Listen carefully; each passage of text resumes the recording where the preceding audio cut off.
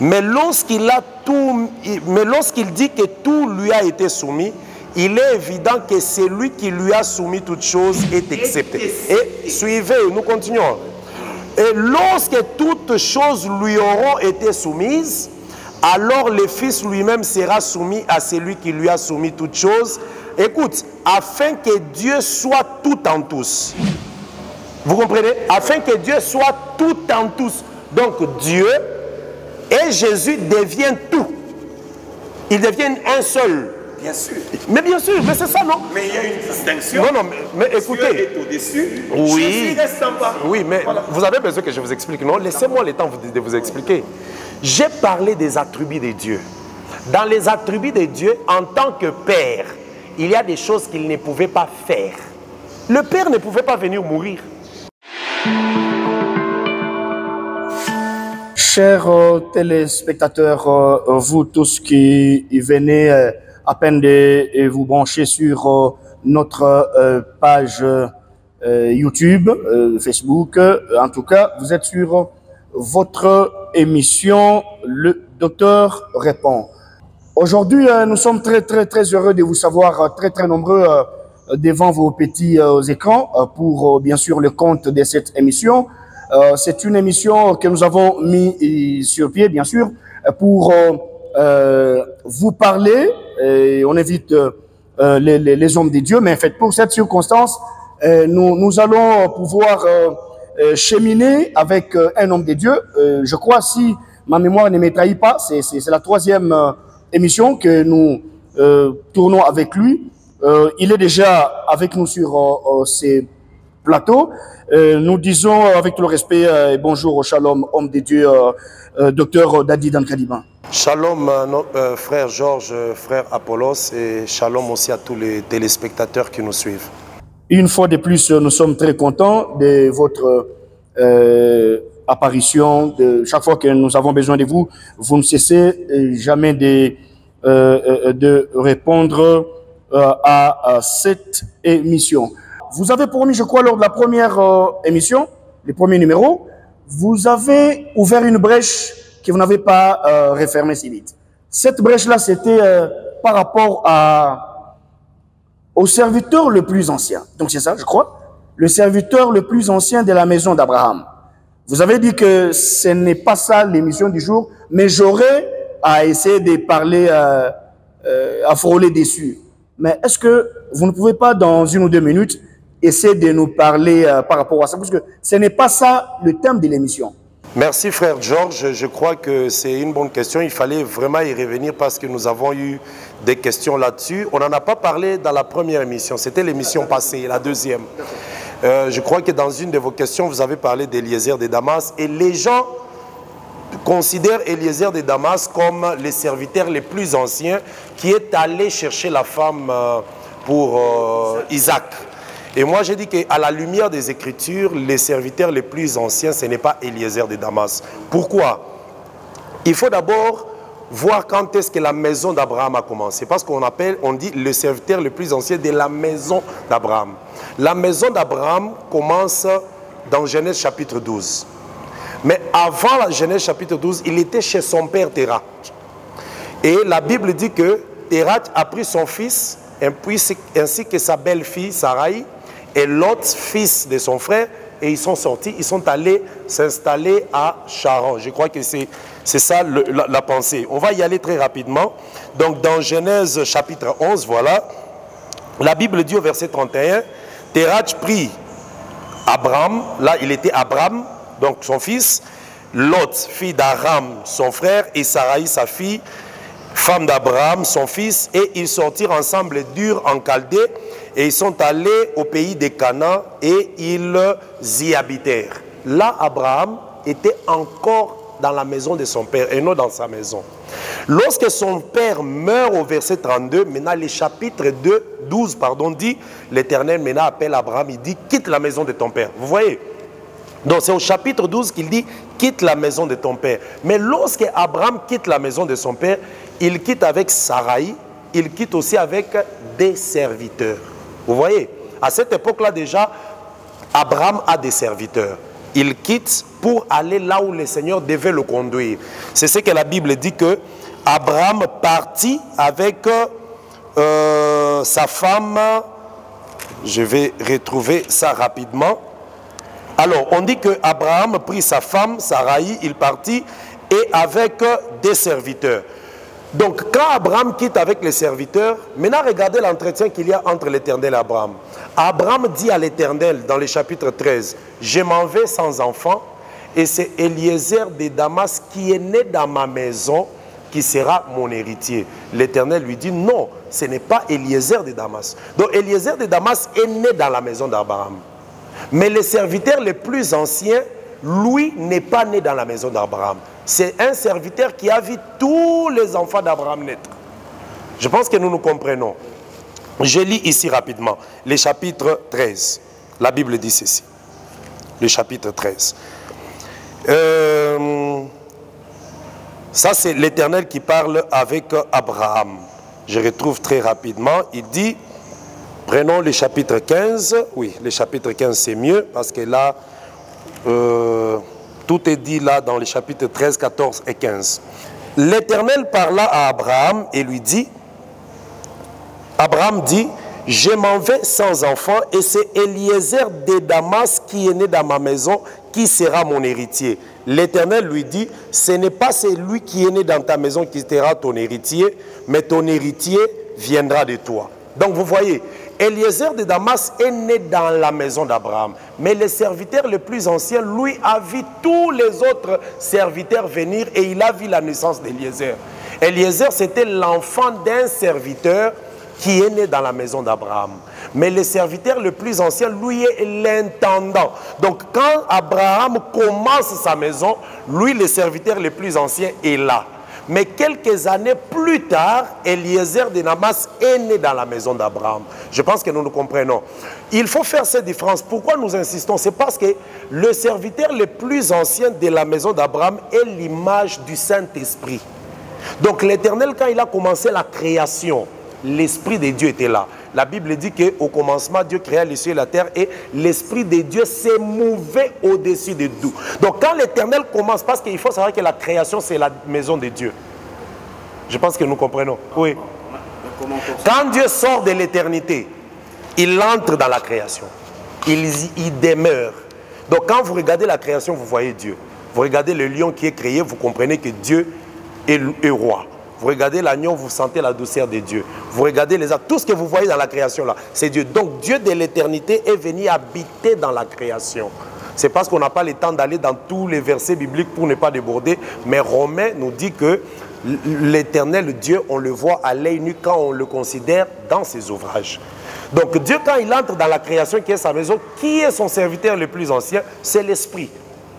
Mais Eliezer de Damas, lui, est né dans la maison d'Abraham. Ce n'est pas lui le serviteur le plus ancien. Docteur, mais par rapport à ça, le serviteur le plus ancien est parti chercher pour le fils d'Abraham, la femme. Un esprit qui va chercher. Non, non, je dis, il est l'image, il typifie. C'est comme Abraham. Abraham, c'est un homme, mais il typifie l'Éternel.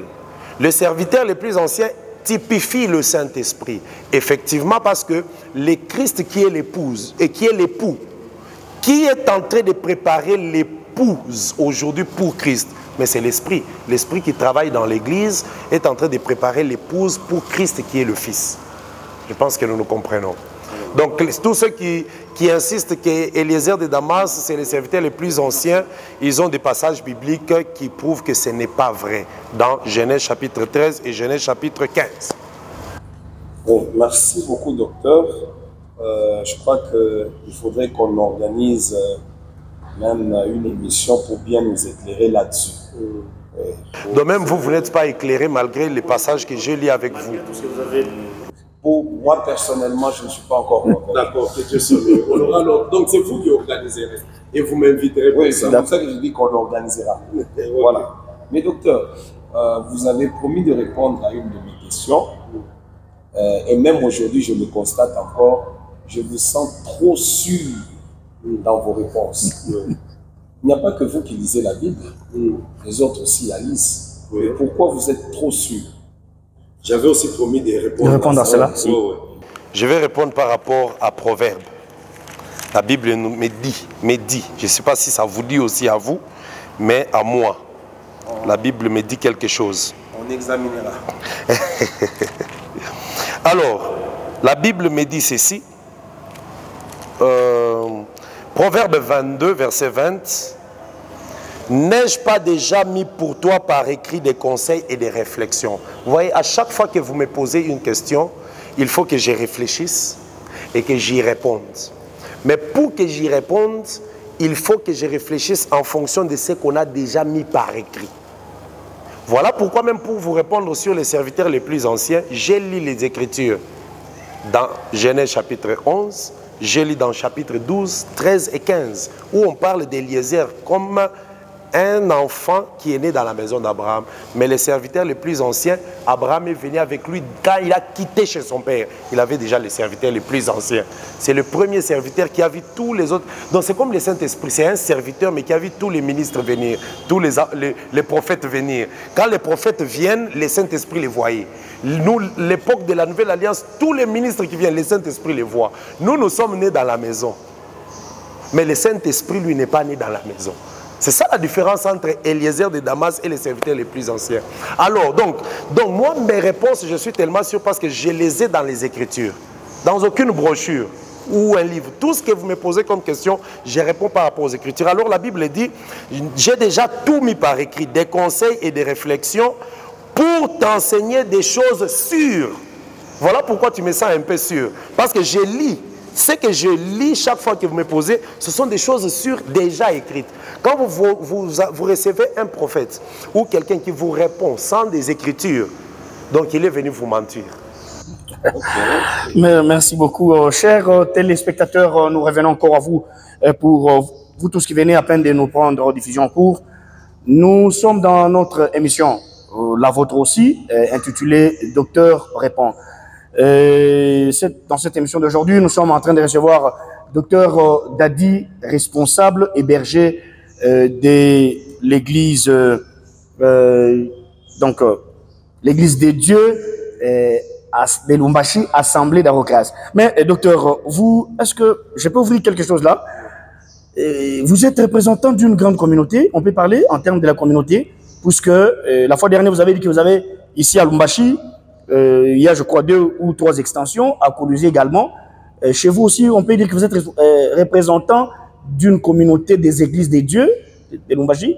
Bon, je ne vais vraiment pas trop aller sur ce terrain de parler de communauté, tout ça, c'est vrai, parce que quand on parle d'une communauté, ce sont des personnes qui ont quelque chose en commun. En commun. Et par rapport aux assemblées que nous avons à Lumbashi, à Kolwezi, nous avons en commun l'évangile. L'évangile de Christ, que nous avons en commun, nous rend une communauté. Mais nous devenons aussi une communauté avec tous ceux qui ont cet évangile. Mais c'est vrai que devant l'État, l'État a toujours structuré des choses. Parce qu'on vous reconnaît par rapport à une appellation, par rapport à des documents. Vous voyez un peu, c'est peut-être dans ce sens-là qu'on peut parler d'une communauté. Mais par rapport à l'évangile, nous sommes vraiment en communauté avec tous ceux qui confessent les mêmes choses que nous. Le même détail, les mêmes points doctrinaux et tout, nous sommes ensemble. Donc voilà. Je sais que ce n'est pas ça le thème du jour. Mot communauté est-il biblique? Communauté biblique, il ne faut pas aller trop sur ce terrain parce que il y a des choses qui sont bibliques mais qui ne sont que des traductions. Quand on parle d'assemblée, communauté, c'est la même chose. Ce sont des traductions parce que les apôtres n'ont pas utilisé des Bibles en français. Les apôtres, ce qu'ils utilisaient, ce n'était pas en français, c'était en grec. Donc c'est pour dire que quand on dit communauté, ce n'est pas mal, ce n'est pas un péché. C'est juste un mot qui prouve qu'il y a des gens qui sont ensemble autour de quelque chose. C'est un peu ça. Dire communauté, ce n'est pas un péché.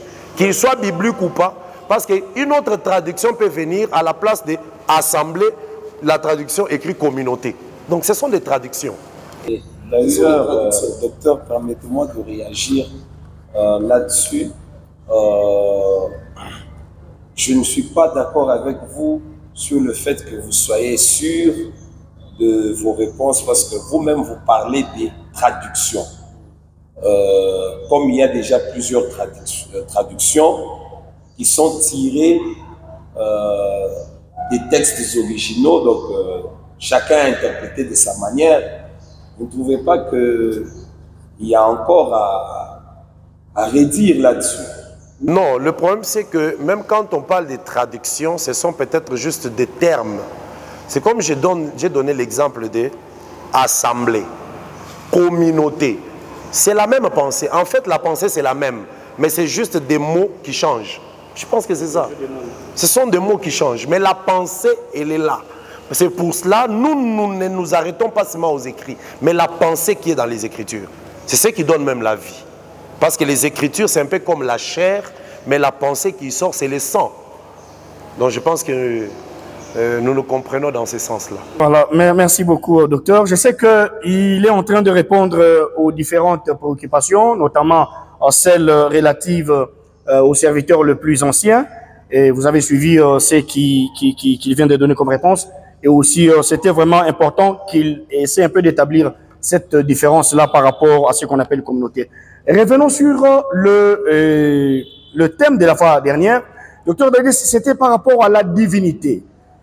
Est-ce qu'on peut encore vous entendre même dans 1 ou 2 minutes avant de passer peut-être à autre chose, puisque nos chers téléspectateurs n'étaient pas vraiment rassasiés ou ne partageaient pas, tous ne partageaient pas ce que vous avez donné comme point de vue. La divinité de Jésus, vous avez dit la fois dernière que Dieu, c'est lui-même Jésus, tantôt Jésus, c'est lui-même Dieu, et surtout, bon, personnellement, j'avais aimé ce que vous avez donné dans je crois, 1 Jean, chapitre 5, 19 à 20. J'avais aimé, je crois, 1 Jean ou 2. Mais est-ce que vous pouvez nous faire d'abord quelque chose par rapport à ça? Jésus est Dieu, Dieu est Jésus, bon. Merci frère Georges. J'ai dit la fois passée que d'ailleurs c'est le point même central ou la base de la doctrine. Parce qu'une doctrine c'est en fonction d'un enseignement provenant d'un maître. Voilà, si je peux appeler ça comme ça. Alors Jésus-Christ étant venu a apporté son enseignement. Et j'ai dit que selon l'enseignement de Christ, lui confirme qu'il est le Dieu mais venu dans la chair. C'est d'ailleurs pour cela qu'on l'a tué, parce que les Juifs ne pouvaient pas accepter qu'un Dieu porte la chair. Et j'ai expliqué pourquoi. Alors, dans la doctrine du Seigneur, nous devons savoir qui est Dieu. C'est ainsi que j'ai insisté la fois passée que les dieux créateurs du ciel et de la terre, le Dieu éternel, a porté un jour un corps, il est venu sur la terre, il a été appelé Jésus-Christ. Jésus-Christ, c'est Dieu, mais dans la chair. Au commencement était la parole était avec Dieu et la parole était Dieu. Et cette parole s'est faite chair. Déjà quand nous sommes sur cette base-là de Jean chapitre 1 verset 1, au commencement était la parole était avec Dieu et la parole était Dieu et cette parole s'est faite chair. Donc c'est ce Dieu-là qui a porté la chair pour venir sauver l'homme qui a péché à cause de la chair. Mais le grand problème, c'était la question que mon frère Apollos a posée la fois passée. Dieu le Père, Dieu le Fils, Dieu le Saint-Esprit, tel que les gens le disent. C'est comme ça que nous sommes arrêtés au niveau où, dans les Écritures, je sais que vous êtes aussi des lecteurs parce que tu le dis souvent chaque fois que tu me poses la question, dans les Écritures, moi j'ai vu, on a parlé de Dieu le Père. Il n'y a pas d'endroit où on parle de Dieu le Fils, Dieu le Saint-Esprit, dans les Écritures, à moins que je n'ai pas bien lu. Mais Dieu le Père, oui. Mais je vais expliquer pourquoi on parle de Dieu le Père, mais on n'a jamais parlé de Dieu le Fils, Dieu le Saint-Esprit. Cette expression-là, cette appellation n'a pas existé. Parce qu'en fait, le Père, c'est lui Dieu. Mais quand il porte la chair, il devient Fils. Mais il est toujours Dieu le Père. Mais en portant la chair, on l'appelle Fils. Lorsqu'il quitte la chair et il part et qu'il vient travailler dans son peuple sous la forme de l'Esprit, il est Esprit. Alors le problème c'était de savoir si ce n'est pas toi Dieu, pourquoi Jésus lui-même a dit allez baptiser au nom du Père, du Fils et du Saint-Esprit. Mais c'est comme ça que je vous ai dit qu'aucun apôtre qui a reçu le Saint-Esprit n'a baptisé au nom du Père, du Fils et du Saint-Esprit. Le premier d'ailleurs qui a baptisé Pierre, nous avons vu dans Actes, le premier baptême c'était au nom de Jésus-Christ. Vous savez pourquoi? C'est parce que la Bible dit ceci. Il n'y a aucun nom. Donc, quand Dieu l'a souverainement élevé, il lui a donné un nom qui est au-dessus de tout nom, dans les cieux, sur la terre et sous la terre. Donc, dans les cieux, quels sont les noms qui y sont? Le Père. Père aussi, dans les cieux. Mais dans les cieux, là, c'est le nom de Jésus qui est au-dessus. Les anges, les noms des anges, dans le ciel, il y en a. C'est le nom de Jésus qui est au-dessus. Donc, vous voyez que le nom qui est au-dessus de tout, c'est le nom de Jésus-Christ. Et comment le nom de Jésus-Christ peut être au-dessus du nom du Père? C'est parce que lui-même est Dieu. C'est lui-même qui est le Père, mais qui a porté la chair. Et en portant la chair, il devient fils. Donc, cette divinité, c'est tout un mystère que Dieu lui-même a placé. C'est comme ça qu'on appelle cela les mystères de la piété. Dieu manifesté dans la chair. Docteur, merci beaucoup. Vous venez de dire quelque chose de très grave. Je vais y revenir là-dessus. Dieu, Jésus est au-dessus de Dieu. Le nom. Mais quand vous dites le nom, ça veut dire que Jésus est au-dessus de Dieu. Mais c'est le nom qui est donné, c'est le nom qui a été donné et qui est au-dessus de tout nom dans les cieux, sur la terre et sous la terre. Et toi, tu sais que dans les cieux, il y a des noms. Parmi les noms qu'il y a dans les cieux... Docteur, ne sais pas embrasser votre doctrine. Oui. Non, je ne vais pas dans ce sens-là. Moi, mon problème, ce n'est pas que tu embrasses la doctrine. Je dirais comme Paul, crois-tu au prophète? Si tu crois au prophète, tu finiras par embrasser cette doctrine. Tu finiras par embrasser la doctrine. Ok. Je reviendrai là-dessus, quel que soit le maquillage que vous mettez là-bas. Jésus lui-même, dans Jean 17, il a dit, je vais vers mon Père et votre Père, vers mon Dieu et votre Dieu. Jésus lui-même. C'est dans Jean 20. Dans Jean 20. Oui, je m'excuse. Jean 20, verset 17. Voilà, un verset que vous connaissez. Oui. Que dites-vous là-dessus? D'accord. Écoutez Jésus. Dans Jean 16. Avant qu'il ne dise ça dans Jean 20, écoutez ce qu'il dit dans Jean 16. Je vais lire Jean 16 à partir du verset 23. La Bible dit ceci. C'est Jésus qui parle à ses disciples. En ces jours-là, vous ne m'interrogerez plus sur rien. En vérité, je vous le dis, ce que vous demanderez au Père, il vous le donnera en mon nom. Donc vous demandez au Père, il vous le donne en mon nom. Donc ça veut dire que nous faisons la demande vers le Père, mais le Père va donner ça au nom de Jésus. Donc ça veut dire que c'est quand Jésus permet que nous recevons. Parce que c'est lui l'intermédiaire. Nous faisons la demande, mais ça passe par lui. Non, attendez. Vous allez couper le fil de mes idées. Okay. Attendez. Vous demanderez au Père, tout ce que vous demanderez au Père, il vous donnera en mon nom. Pas au nom du Père, mais au nom de Jésus.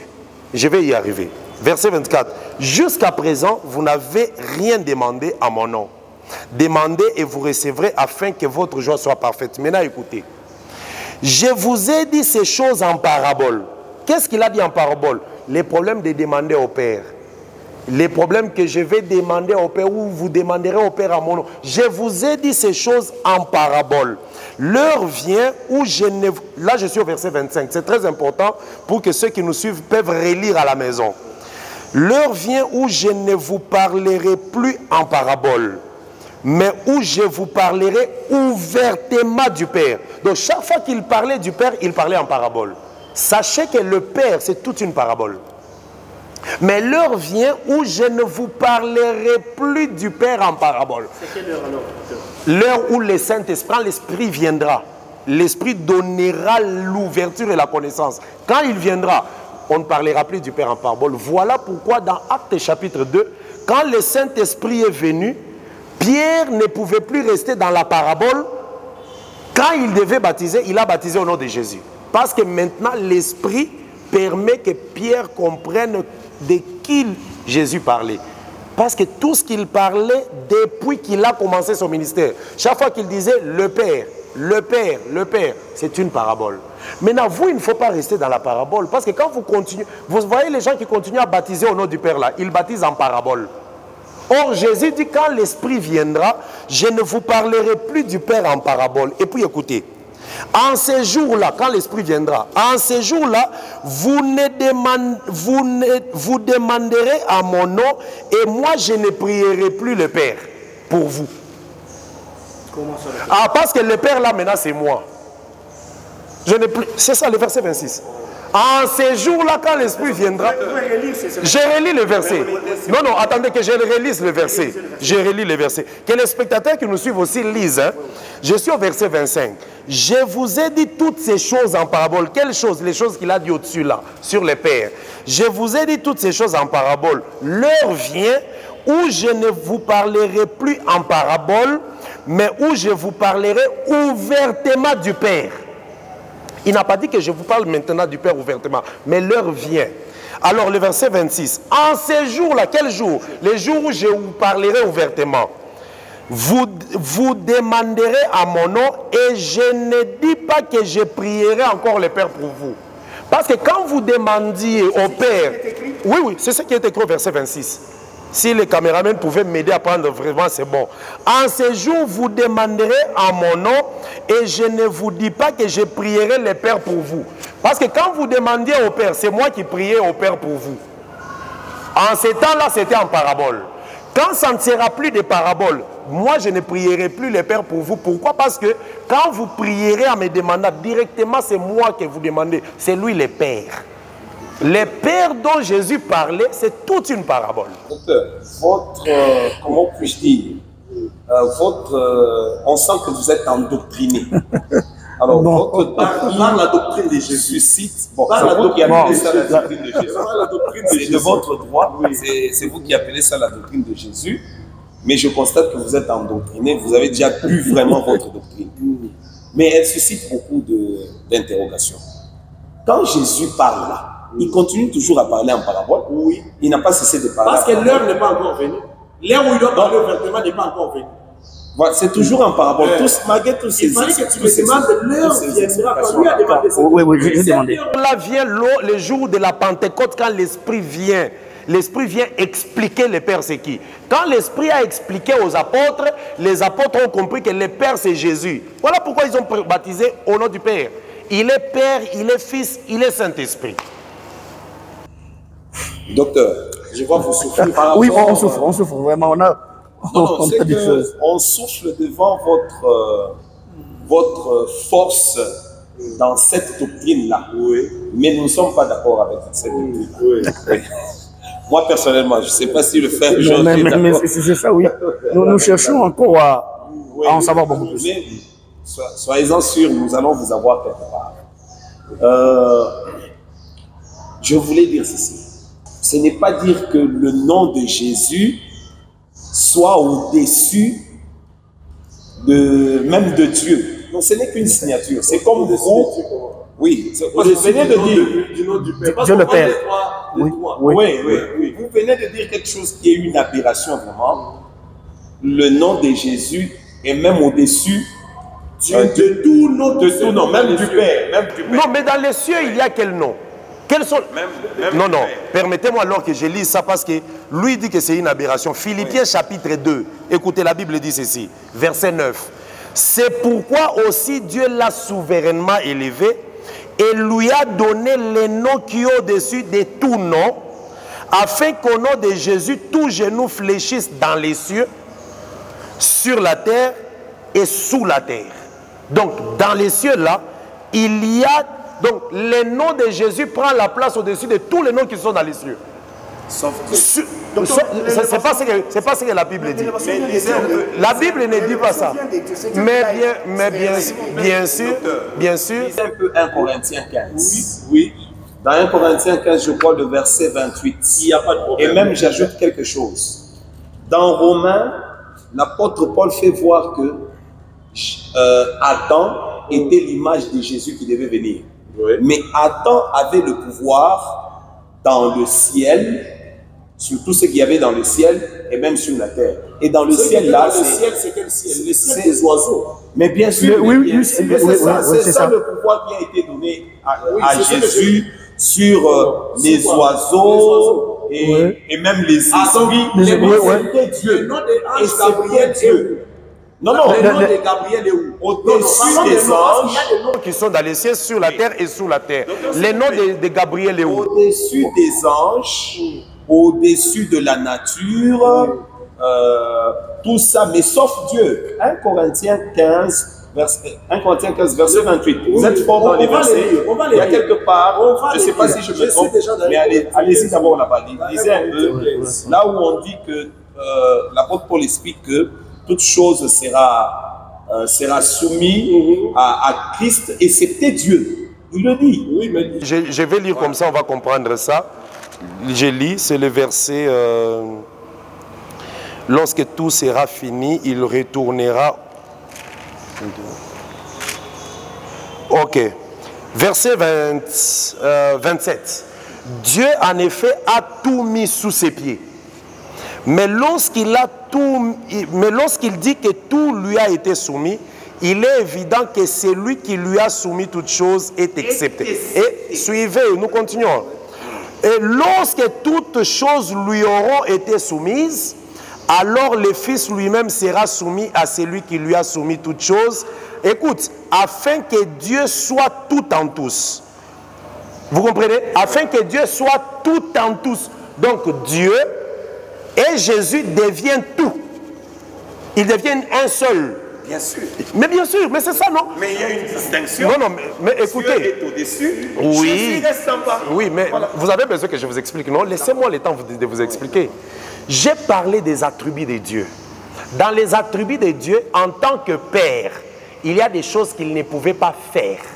Le Père ne pouvait pas venir mourir. Il ne pouvait pas mourir. C'est ainsi qu'il a porté les corps, parce que le Père est esprit. Il porte les corps afin que les corps qu'on appelle le Fils viennent mourir à la croix. Lorsque le Fils vient, il a un travail à faire. Son dernier travail, c'est de dominer la mort.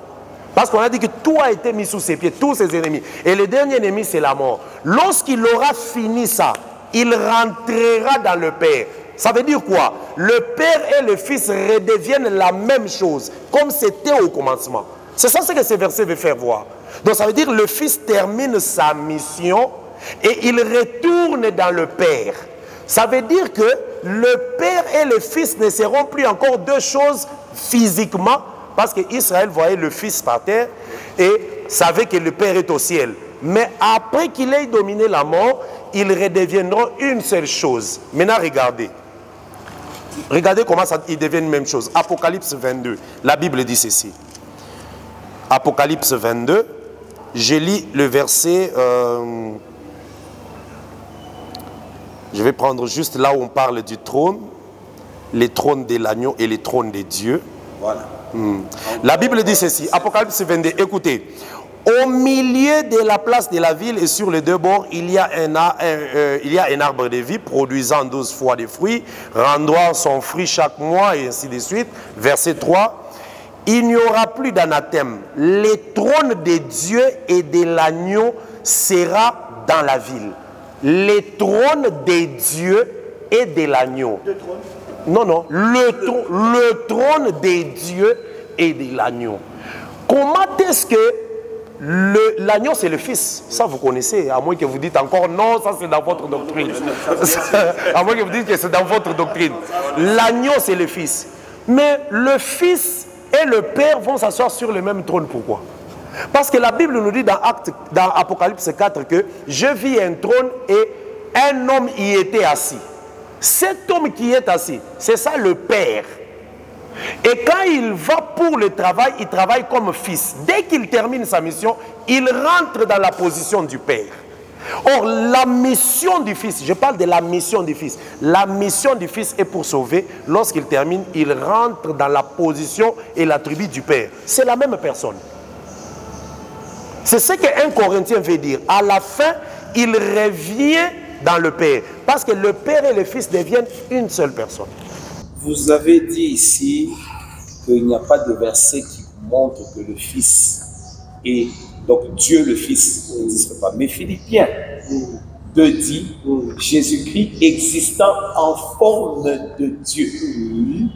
Tu donnes encore un verset maintenant qui va te clouer. Non. Écoutez, ce que tu dis, non, écoutez. Ce que tu dis, ce n'est pas ce que j'ai dit. J'ai dit le passage, tu m'as donné un passage qui parle de Dieu le Père.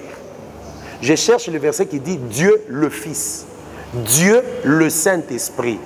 Ça, il n'y a pas. C'est pour dire que... Dans ce passage-là, nous comprenons qu'il y a non, le passage que tu donnes d'ailleurs, il va te clouer. Je peux le lire pour toi. Écoute ce que le passage dit. C'est Philippiens, non? Philippiens combien? Philippiens chapitre 2, je crois. 2, écoutez. Verset 5. Ayez les sentiments qui étaient en Jésus-Christ, lequel existant en forme de Dieu, n'a point regardé comme une proie à arracher d'être égal à Dieu. Vous voyez? Donc, avant de venir sur la terre, il existait en forme de Dieu.